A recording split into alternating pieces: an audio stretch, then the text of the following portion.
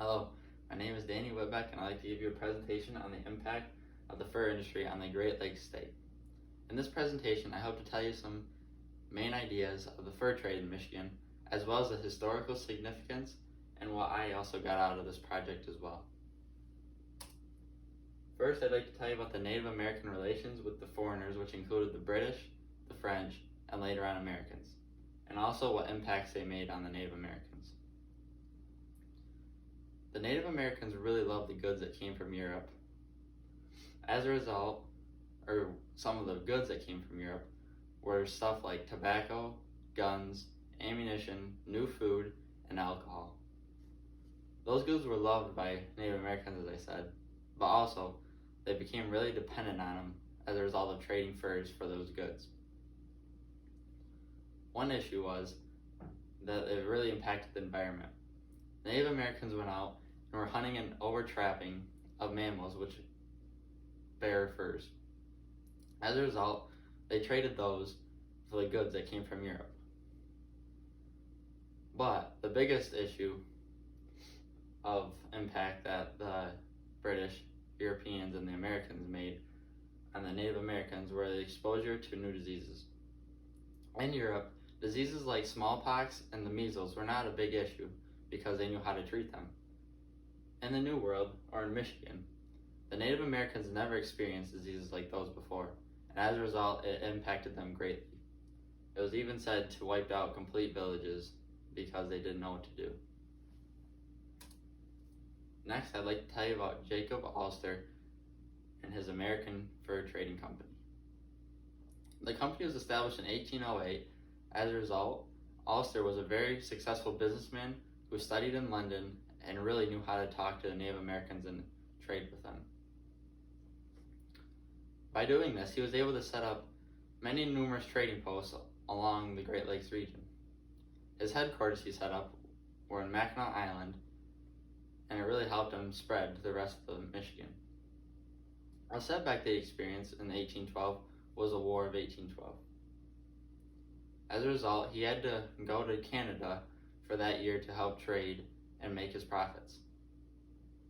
But after the war was done, Congress passed an act in 1816 that prohibited foreign trade in Michigan. So that meant British could not trade as well as French, which in turn really helped Astor establish his control of the fur trade in Michigan. Finally, I'd like to talk about the end of the fur trade in Michigan.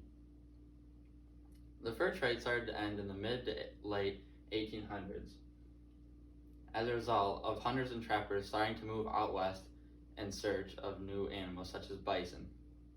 They started to move out west because there was not that many animals left in Michigan because of new settling and overtrapping. Another big reason that fur trade was starting to disappear in Michigan was that silk was replacing felt. Silk was a new material that was very nice and much better compared to felt. Now I'd like to talk to you about the historical significance of the fur trade in Michigan.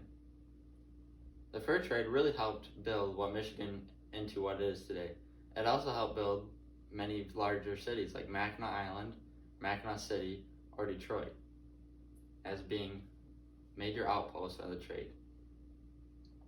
Next, I'd like to talk to you about it was very significant that the impact on the Native Americans had as a result of the fur trade.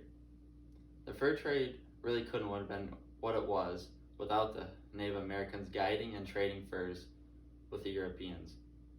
But as a result, it also really impacted them. A lot of their land was given up as a result of looking for mammals and animals, as a result of new diseases that were inflicted upon them. Many made an impact upon the fur trade, whether it was Jacob Astor, the Native Americans, British, or even French. To conclude, by doing this project, I was able to take a deeper dive into the Michigan fur trade. By doing this, I was able to experience some new things which I did not know before. One of those things was the impact of the American Fur Company and by Jacob Astor. Before taking this project, I did not know much about the fur trade or about how the US was involved in it. I mostly knew about how the British and French were, but not the Americans. But as a result of Jacob Astor, Michigan was a great American fur trading because of the impact that he had.